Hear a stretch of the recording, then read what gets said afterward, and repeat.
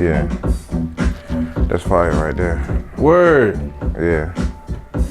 DJ D3 and LD checking in somewhere down near downtown Raleigh. Yeah, man. We live. So we what live. kind of tables we got here? The 1210s. 12. These are the 1210s. Techniques. Yeah, man. Alright. And what's this mixer? The This is S9? DJM X9 by Pioneer. Alright. That's Serato the one. installed. Did you get me an S9 for house shoes that time from somebody? Yeah. That's just the same It's one? the same one. I ended up getting one. Okay. Yeah. Oh, that's what's up. Yup. And I already put some miles on it. This is what my mentors are proud of, seeing all this wear on the crossfader. There's more wear on the right side because of the work that I put in primarily on the left turntable. Mm-hmm. But ambidexterity is the goal, I guess.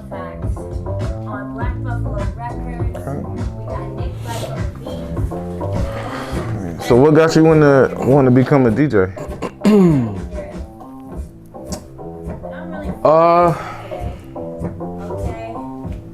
Well, I was at a point in my military career where I knew I wasn't getting promoted. It was starting to be a dark place, and then I think I was away on some training, and I remember one of the Marines that I met when we were off, and I was just playing music on my laptop. Some Marine that I didn't even know, he just said out loud, not even to me, but amongst the Marines that we were with, like, I don't know why this guy isn't a DJ.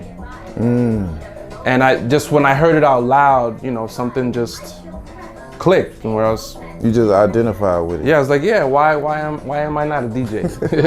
And I couldn't, I couldn't answer the question. So when I got back from that trip, I ended up investing in what I see now was a very basic system that didn't really help me along where I really wanted to go, but it was my start of investing into DJing. That was probably sometime around 2014.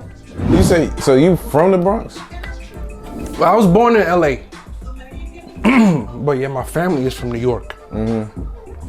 And my mom would visit every summer to the Bronx. So I was like every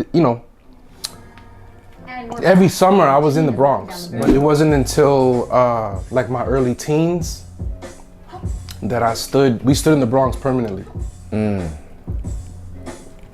So I have a lot of memories of the West Coast. You got to see this? I was an 80s baby in LA. And I was a 90s teen in New York. That's crazy. So that's how I like when people ask me about where I've been, where I'm from, that's kind of how I like to put it into perspective. Yeah. So that people know what I grew up in. Like I can remember Dr. Dre, I put the album away, but I can remember Dre Day playing on the radio on the way home from school, for example, in the school bus. And I think it was one of those early trips to the Bronx where I remember I had my first memory of seeing a DJ. That DJ was a much older cousin of mine, and my earliest memory is listening and watching him juggle Anita Ward's Ring My Bell. And it turns out that a lot of this collection that I now have is his. I believe, they called him either DJ Junior or he had another nickname, but I can't remember it at the time. Some of the records are tagged up. with his logos and his bombs and stuff. So I got access to the majority of these records like was it like 2 years ago, and it was since then that I really started to focus on the vinyl aspect of, you know, the whole old school DJing. Yeah. But I had already been looking forward to going backwards with the art from the get-go, which is why I went from those Stanton turntables to Newmark controller that I felt was a little more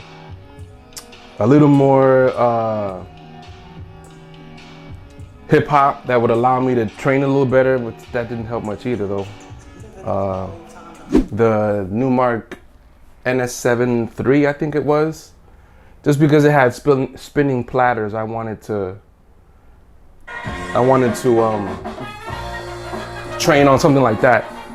But it ultimately didn't give me the feel that you need to have from, you know, gear like this. And so once I finally got my hands on a pair of Technics, then it was off to the races with formal, if I can call it that, formal training, as much as YouTube would offer in turntablism.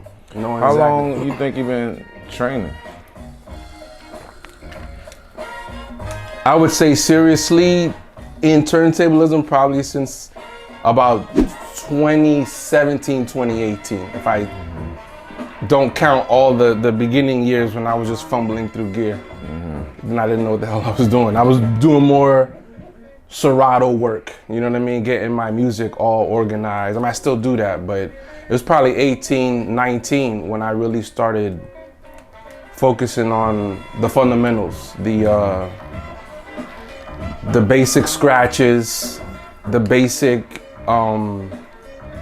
beat juggles as taught by, you know, cats like Rob Swift and the Beat Junkies, DJ Babu, you know, DJ Qbert, all the greats. So I aim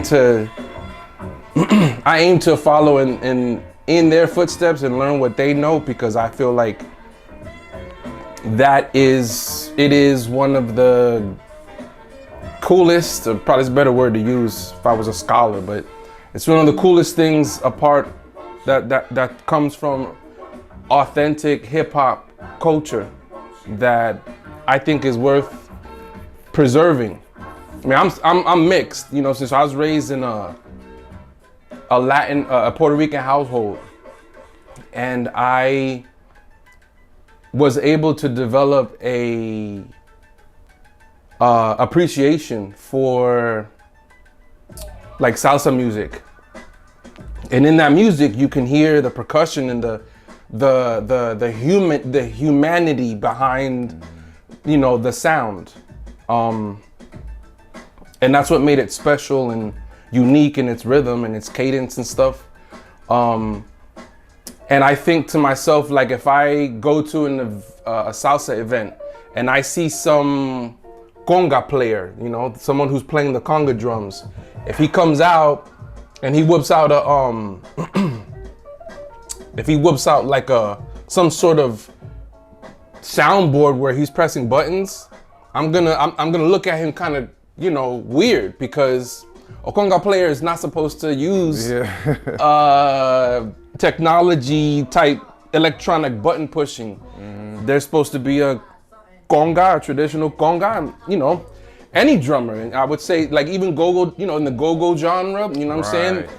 Yeah. What are you gonna do? Are you gonna look at that drummer with his little beatbox and still have the same reverence for the art form as somebody who's playing on the actual percussion instrument? My guess is that no, most people wouldn't. And so in the way that those instruments are a part of those cultural sounds, these tools, though they are technology, they are a level of technology, the way that, you know, teens in the late 70s manipulated this technology was in a It was like groundbreaking. comparable to a conga player on their congas, because you become a percussionist when you're on these turntables. You have to learn the same way that a conga player might strike for speed or a specific rhythm.